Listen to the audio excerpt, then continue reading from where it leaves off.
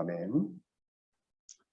이 시간 말씀 보겠습니다. 말씀은 사도행전 16장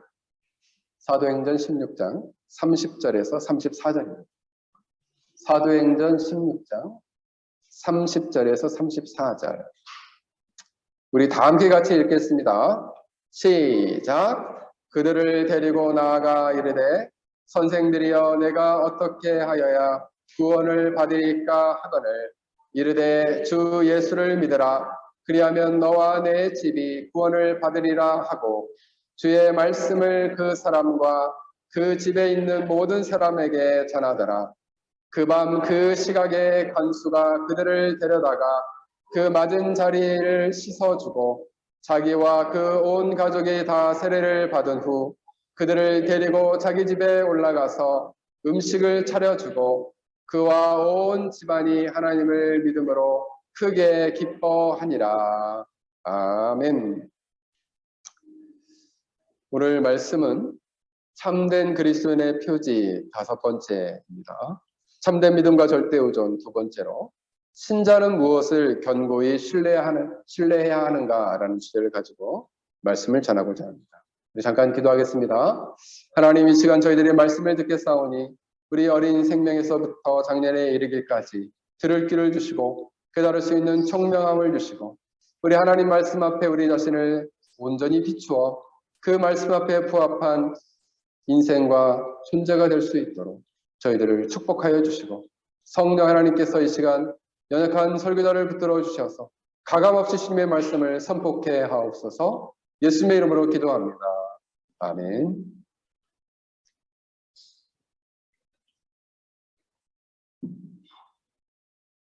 세상에는 2 종류의 사람이 있습니다.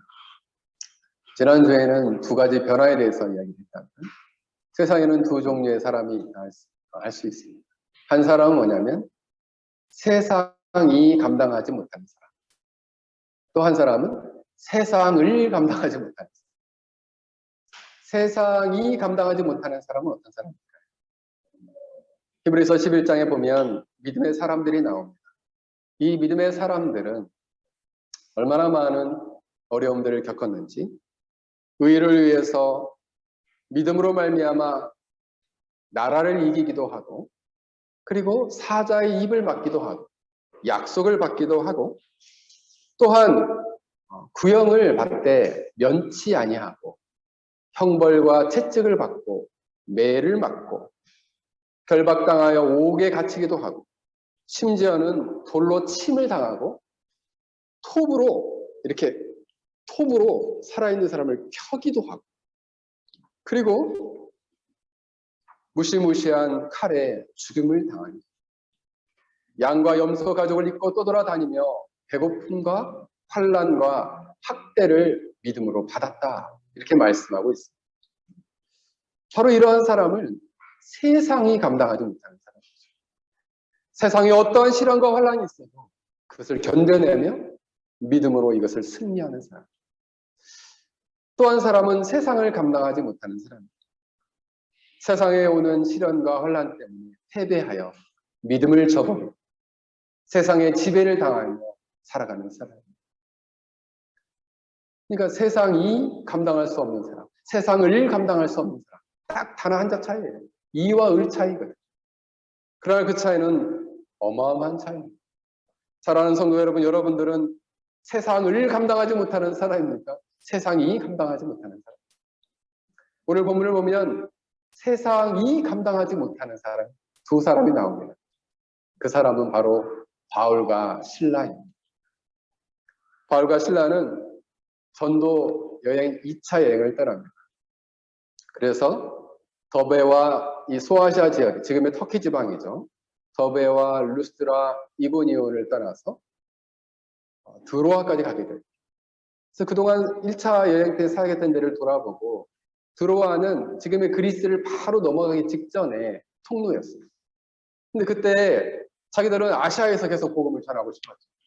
그런데 성령께서 꿈속에서 드로아 사람을 마게도냐 사람을 통해서 이리 와서 우리에게 복음을 전해달라라는 환상을 보고 성령의 인도하심을 받아서 마게도니아 지방을 갔어요. 마게도니아 지방은 그리스 지방이니까 얼마나 우상이 심한 지역입니까?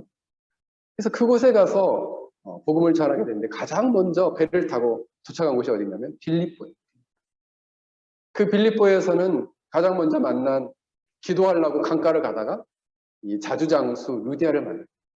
루디아의 길을 열었어요. 복음을 듣게 하고 그 과정에서 빌립보 교회의 가정교회가 처음 세워집니다. 그렇게 하고 또 길을 가다가 누구를 만나게 되냐면 귀신 들린 여종을 만나게 돼요. 근데 그 귀신 들린 여종은 주인에게 돈을 벌어다 주는 여종이에요. 왜냐하면 이 귀신을 통해 가지고 다른 사람의 점을 쳐주고 돈을 받았었는데 이 사도 바울이 귀신을 내어 쫓아주니까 더 이상 점을 못 치게 된 거예요.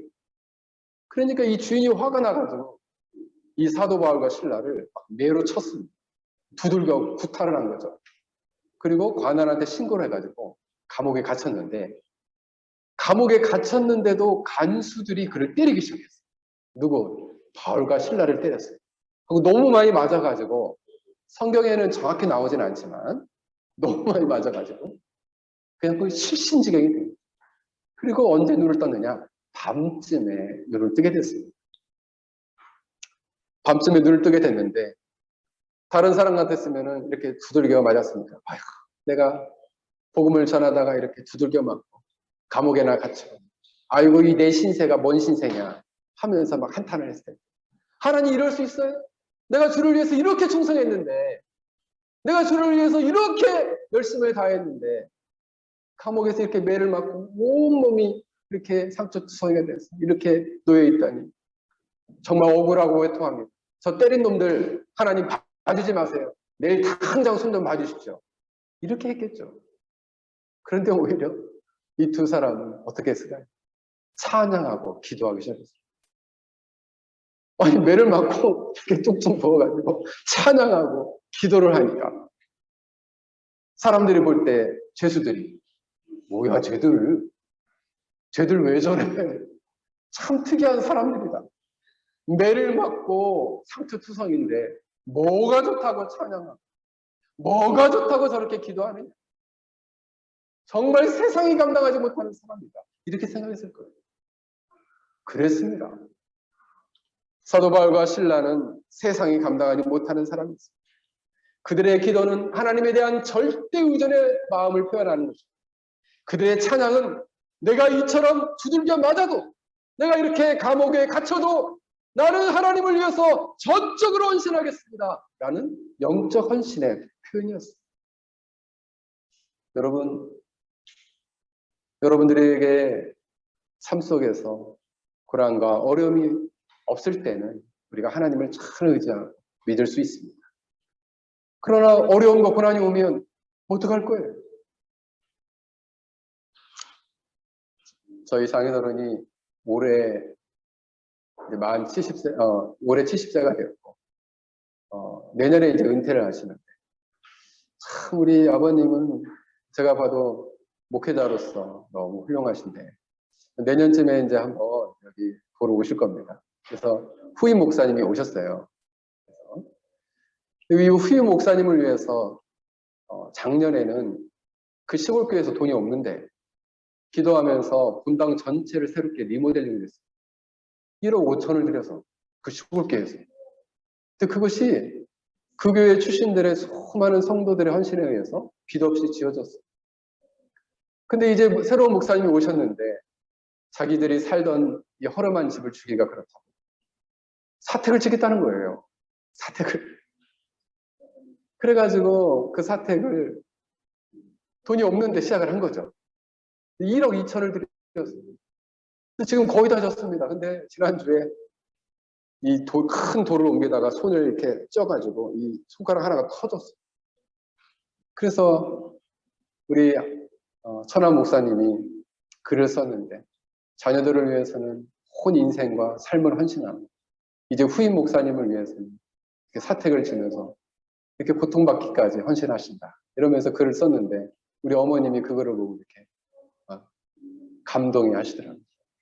근데 이 사택을 짓는다고 하니까 어떤 자매가 헌금을 하겠다고 연락이. 이 자매는 그 교회를 원래 다니던 자매는 아니고 어릴 적에 그 동네에 살았는데 그가 이제 객지에 나가서 예수를 믿다가 명절 때마다 오잖아요. 오다가 목사님이 너무 좋으니까 전화 통화하고 어려울 때 있으면 상의도 하고 이러다가 교회에 사택을 짓는다고 하니까 자기 가정에서 3천만 원을 헌금하겠다. 근데 그 자매는 그러면 성편이 어떤 데 3천만 원을 하겠다고 합니까? 남편이 교통사고 나가지고 너무 심하게 다쳤어요. 남편이 원래 건축사무소를 하는 너무 심하게 다쳐가지고 요양원에 1년 2개월 동안 현재 입원해 있대요. 근데 3천만 원 헌금하겠다고 하는 거예요. 우리 아버님이 말렸다는 거예요. 아니 그쪽 형편도 어려워. 왜 그렇게 헌신을 하겠다고. 우리는 생각하는 거죠.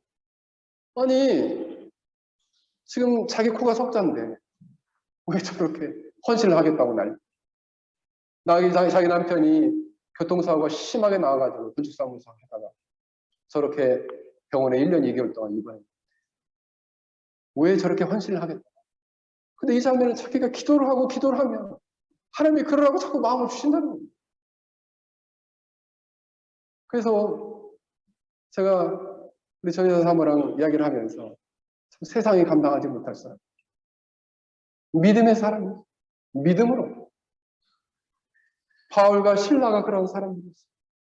세상이 감당하지 못하여 환난과 고난이 있지만 믿음으로 그들은 기뻐하며 찬양하며 기도하였습니다.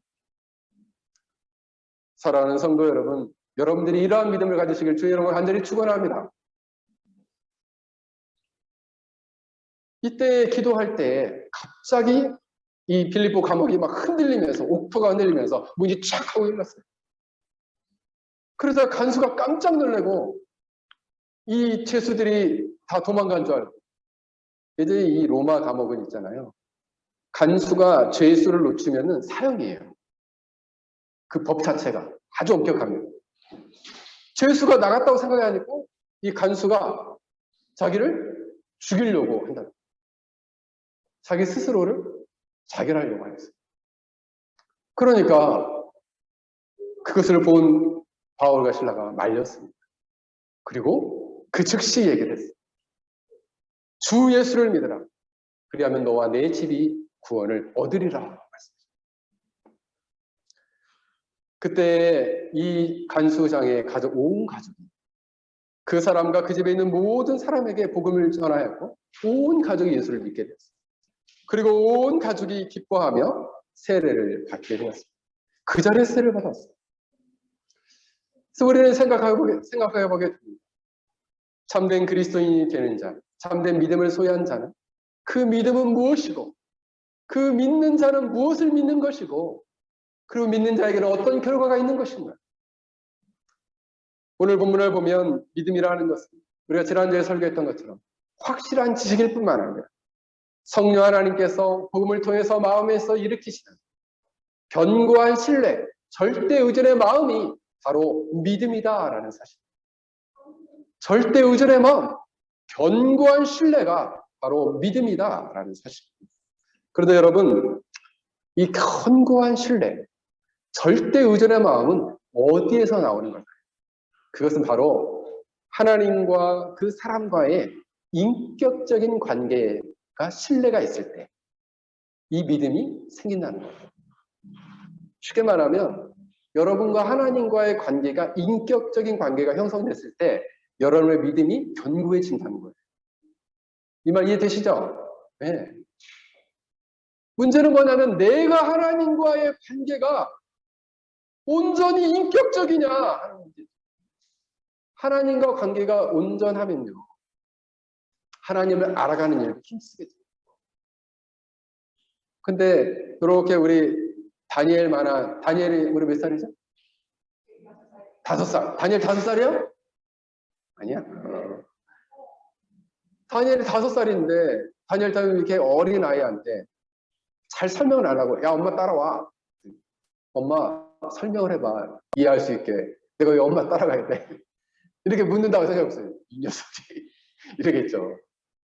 야 엄마 빨리 바빠. 빨리 따라와. 어디 가야 되는데 빨리 따라와. 엄마를 잘 알기 때문에 엄마가 오라면 너 알았어 하고 따라가요. 이거 먹어봐 몸에 좋대. 엄마 나한테 설명을 해봐 이해할 수 있게. 아니 이해하지 말고 빨리 먹어. 아니 설명을 해보라니. 근데 인격적 관계가 형성되어 있으니까 어떻게 해? 엄마가 설명을 해서 먹어 그러면 하고 먹어. 그 왜 그래요? 인격적 관계가 설정. 믿을 만한 분이야 우리 엄마. 그렇잖아요. 엄마가 주는 건 못 믿어. 나 죽을 수도 있어. 이런다고 생각해 보세요. 먹겠어요? 그 뭐예요? 인격적인 관계가 그 사람의 절대 의존의 믿음, 견고한 신뢰를 가져다 준다는 거예요. 여러분이 좋은 믿음의 사람이 되기 위해서는 하나님과 인격적인 온전한 관계가 형성이 돼야 합니다. 이게 매우 중요하다는 사실이에요. 만약 그 관계가 깨어져 있다면 그분을 이해하려고 하지 않겠죠. 그분의 뜻을 알고 싶어 하지 않겠죠. 그래서 확실한 지식에 도달할 수 없다는 거예요. 사랑하는 성도 여러분, 그러므로 하나님과 온전한 관계에 서 있는 사람은 옛날 속담에 이런 속담이 있어요. 팥으로 메주를 쓴다고 해도 믿겠다 이런 말이에요. 하나님과 여러분과 온전한 관계가 있으면 팥으로 메주를 쓴다 해도 믿겠다. 그러면은 못 믿을 사람은요. 콩으로 메주를 쓴다고 해도 난 못 믿어. 그러나 인격적 관계가 형성되면 이런 절대적인 믿음과 견고한 신뢰를 갖게 된다는 사실이에요. 제가 어릴 적에 지금도 기억나요. 제가 우리 다니엘만 했을 땐가 우리 어머님이 키가 굉장히 작으셨습니다. 우리 아버님은 좀 크셨고. 그런데 우리 어머님이 저도 기억나요. 지금도 기억나요. 우리 어머니가 마실로 놀러 갔는데 제가 이제 그 마실 옛날에는 막 그 집안 마실로 이렇게 정도 놀러 다녔어요. 그러니까 마실로 놀러 가서 이제 놀다가 저는 거기서 잠이 들었는데 지금도 기억나는 것은 한 1km 되는 것을 우리 어머님이 저를 이렇게 등에 업어가지고 그래서 내가 이렇게 등에 업어가지고 좀 내려가면 또 들어 올리시고 그래서 제가 어머니 등에 이렇게 따뜻하게 해서 항상 물어보는 거죠. 엄마 지금 어디쯤 왔어? 이거 물어보고 지금 어디쯤 왔어? 계속 물어보는 거예요. 어디쯤 왔다. 그래서 그 어머니 등이 그렇게 푸근하고 그 어머니 등이 제가 이렇게 커서 보니까 어머니 키도 작고 되게 아담한데 그때는 어쩜 그렇게 등이 커 보였는지. 그래서 그 어머니 등에 내 자신의 온 몸을 온전히 이렇게 의탁을 하는 거죠. 그게 뭐예요? 절대 의존. 그게 견고한 신뢰예요. 여러분이 마치 믿음의 생활은 그런 것, 이와 같아요.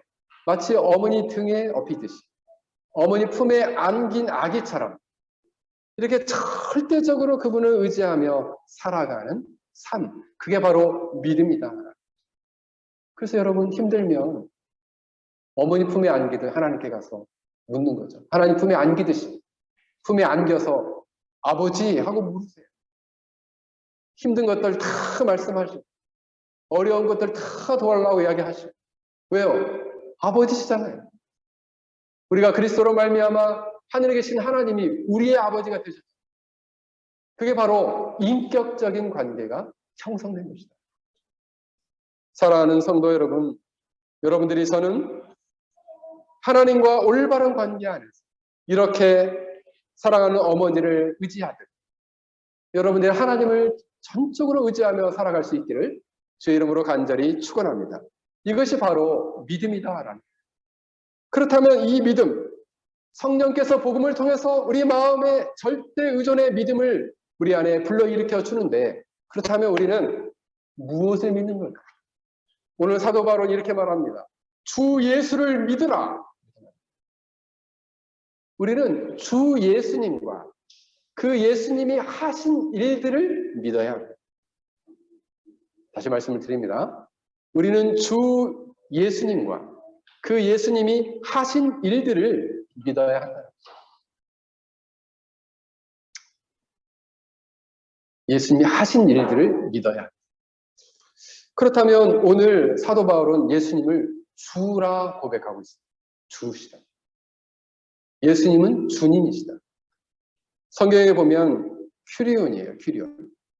톤 큐리온. 그러니까 톤이라는 말은 더거든요. 유일한 하나님, 유일한 주님, 유일하신 주님을 믿으라.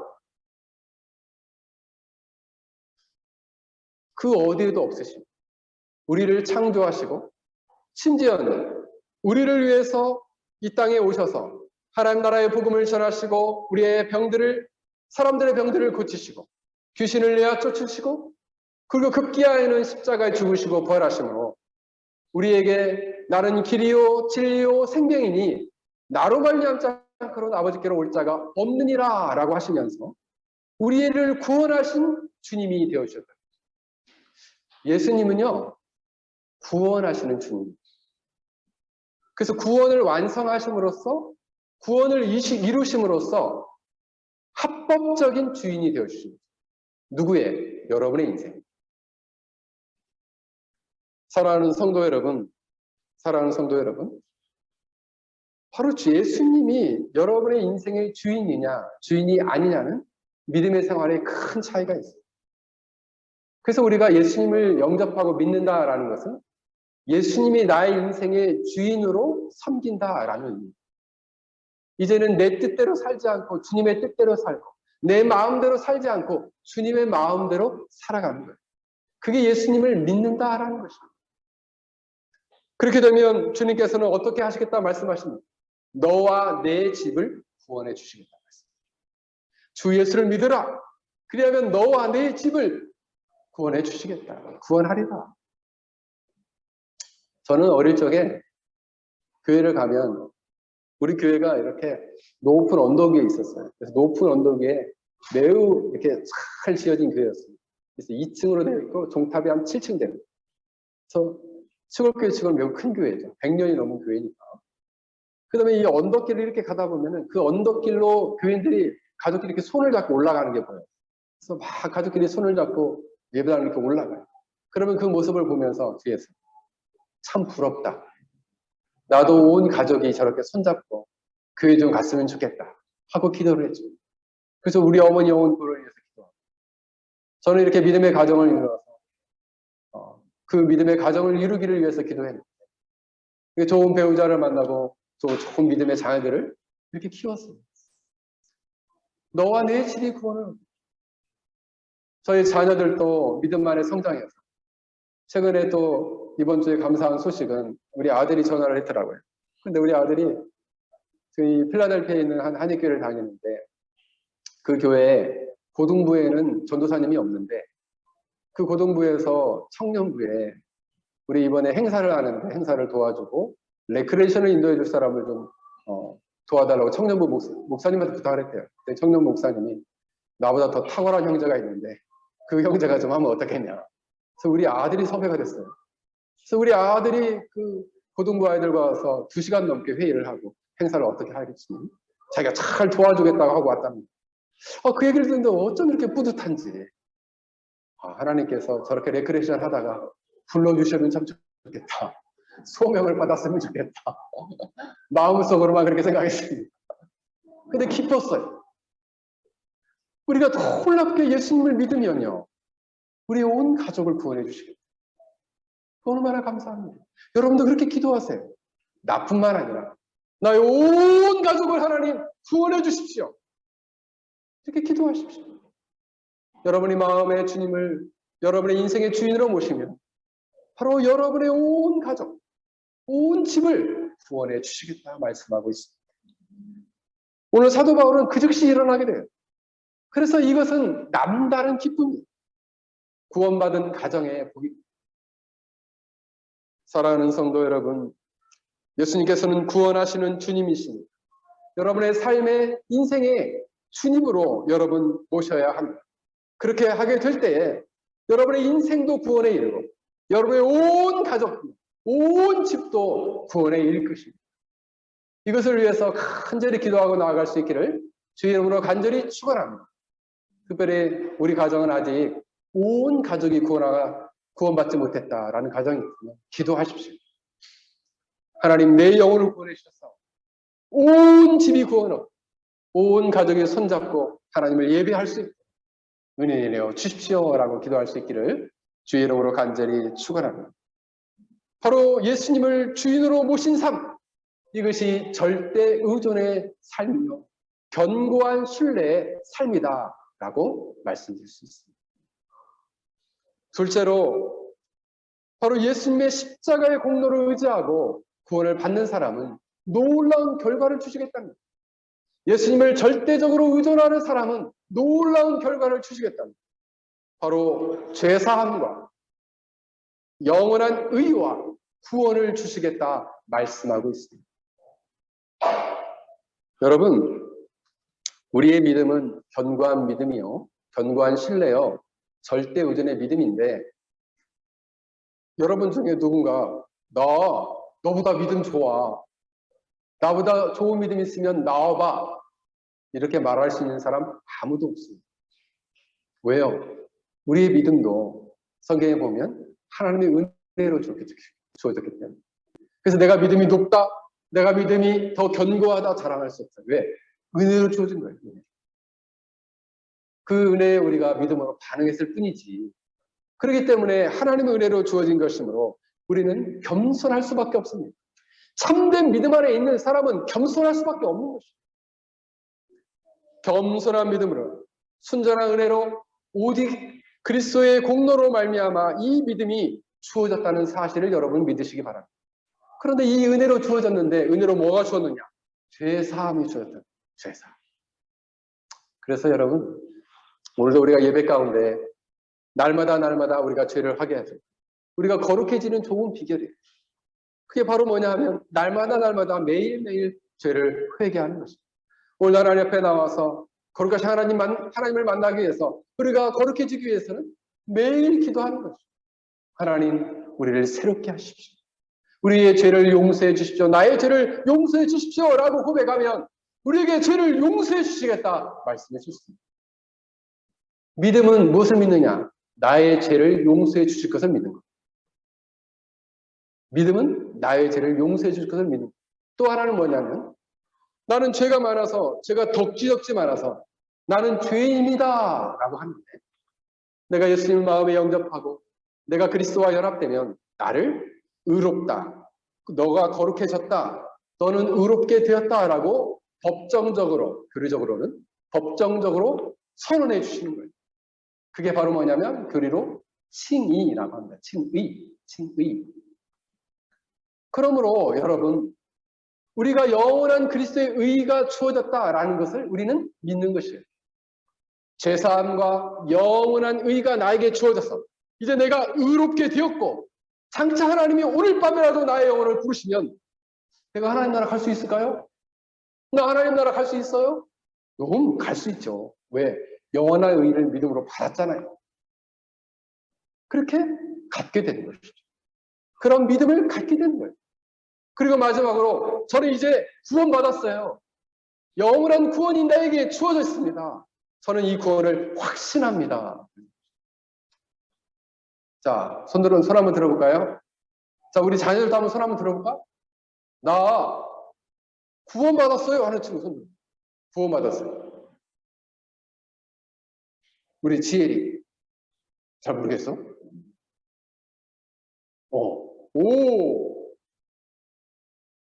손 내리세요. 그렇습니다.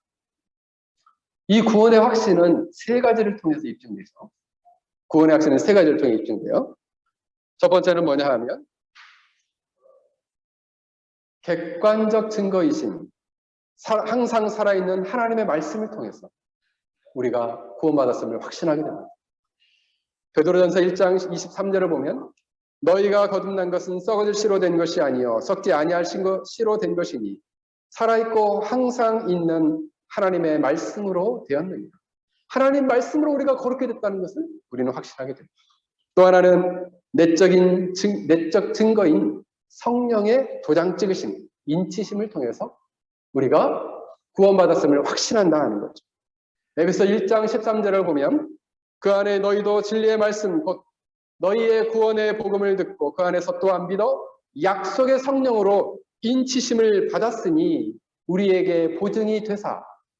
구원의 보증이 되셨다는 거죠. 누가? 약속의 성령이 인치심을 받습니다. 세 번째로는요, 우리의 믿음의 삶, 행위를 통해서 우리가 구원받음을 확신하게 된다는 거죠. 베드로후서 1장 5절에서 7절을 보면, 그러므로 너희가 더욱 힘써 너희의 믿음이 덕의 지식의 절제를, 절제의 인내를, 인내의 경건의 형제 우애를, 형제 우애에 사랑을 더하라. 결국 이 말은 뭐냐면, 믿음 있는 사람, 덕 있는 사람, 지식 있는 사람, 절제 있는 사람, 인내 있는 사람, 경건한 사람, 사랑하는 사람은, 형제 우애하는 사람은 구원의 확신이 있다는 거예요. 자신의 구원을 삶으로 입증한 사람. 여러분, 여기서 나오는 믿음 다음에 덕이라는 것은 뭘까요? 덕이라는 것은 한마디로 말하면 다른 사람과 관계를 맺으려고 하는 영혼의 힘이. 그래서 그 자체로 보면 아름다움이고 그 자체로 보면 하나님께 대한 사랑이에요. 그래서 덕이라는 것은 우리 마음 안에 칭찬받을 만한 도덕적 본성으로서 이 마음 안에 있는 본질이 삶으로 활동하여서 아름답게 나타나는. 즉, 이걸 쉽게 말하면 마음이 아름다워요. 그 삶도 아름답게 행해. 그러면 덕스러운 사람이라고. 사랑이 많아요. 그러면 이 사랑이 많은 것을 삶으로 행해. 그러면 우리가 그 사람을 덕스럽다 말하는 거죠. 이 사람을 덕스럽다 하고, 반대로 마음이 악해요. 그래서 못된 짓을 막 해. 그러면 그 사람은 뭐라 하냐면 악덕스럽다고 합니다. 그 사람 악덕업자예요. 이 사람 마음 안에, 이거 우리가 악덕업자라고 하면 고리대금업자처럼 막. 이번에 뉴스를 보니까 5,000배를 받았대요. 진짜 5,000배. 그러고 싹 잡혔죠. 부산에서. 악덕업자죠. 악덕. 마음의 악함을 삶으로 입증했어요. 그래서 악덕이라고 하는 거죠. 우리가 믿음의 좋은 믿음, 아름다운 믿음을 가지면 아름다운 믿음의 삶으로 입증하는 거죠. 형제를 사랑하고 절제하고 인내하고 그리고 경건하고 사랑하고, 이게 믿음 있는 사람의 모습이에요. 이런 삶이 나타나면요, 오, 그 사람 믿음 있는 사람, 오, 그 사람 덕스러운 사람이야, 오, 그 사람은 구원을 믿음으로 확증하는 사람이야, 이렇게 말할 수 있습니다. 사랑하는 성도 여러분, 여러분들은 예수 그리스도의 공로로 말미암아, 하나님의 은혜로 말미암아 죄사함과 영원한 의와 구원을 확신할 수 있기를 바랍니다. 이것을 절대 의존할 수 있기를 주의 이름으로 간절히 축원합니다. 그러므로서 일생토록 주님과 동행할 수 있기를 간절히 바랍니다. 마지막으로 간증을 하나 하고 설교를 마치고자 합니다. 이번 주에 그 선교사님들에 관한 CGN TV에서 나온 선교사님들, 그 제목은 잠깐 잊어버렸는데,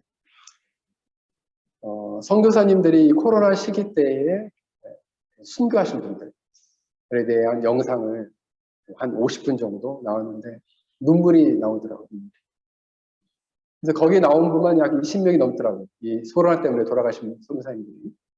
그래서 특히 그 인도네시아의 한 선교사님은, 아내분은 학교 교사였고 통신도 선교사였는데, 그래서 아내분은 남편이 그동안 선교하는 동안에 자기는 학교를 다니면서 방학 때마다 와서 같이 사역을 하고, 들어가다가 이제 1년 전부터는 함께 와서 같이 사역을 했는데, 마을을 방문하고 복음을 전하고 하다가 남편이 코로나에 걸려서 얼마 되지 않아서 죽게 된 거예요. 근데 이 아내분은 사실 언어도 완벽하지가 않은데 그 선교지를 지금 넉 달째 못 떠나고 있는 거죠. 그리고 남편이 했던 사역들을 이어서 헌신을 하는 모습을 보게 됐어요. 브라질 아마존에서 선교하던 선교사님은 어머니가 돌아가셨는데 그 아들이 다시 선교사로 헌신해서 그 어머니의 자리를 대신해서 가는 장면을 보여줬는데, 그것을 보면서 생각했어요. 어떻게 저러한 삶이 가능할까? 참 세상이 감당할 수 없는 사람. 그것은 뭘까요? 하나님에 대한 인격적 신뢰, 인격적인 관계가 형성되어서 절대적으로 하나님만을 의존하는 사람. 인도의 한 선교사님은 장례식이 되었는데 그 현지 주민들이 왔어요. 근데 이웃 사람들이 이상하게 생각해요. 왜 온 사람들이 기뻐하기도, 한편으로 눈물 흘리기도, 한편으로 감사하면서 찬양하며 예배를 드리니까 인도 사람들이 이상하게 생각해요. 저 사람들은 왜 장례식에 저렇게 미소 띈 얼굴을 갖고 있는? 바로 믿음이죠. 기쁨이 있기 때문에. 죽으면 끝이 아니라 그 다음에 새로운 하나님께서 그 영혼을 천국으로 인도하시다는 확신이 있기 때문에 기쁨으로 그 장례를 치르고 있다. 그래서 그들의 삶을 보면서 참 우리의 인생은 어떠한 인생을 살아야 할까를 이번 주 또 많이 생각하게 되었습니다. 바로 참된 그리스도인이라면 이처럼 하나님을 절대적으로 의존하는 믿음으로 살아서 하나님을 기쁘시게 하는 여러분의 인생이 되기를 주의 이름으로 간절히 축원합니다. 우리 같이 말씀을 생각하며 함께 기도하겠습니다.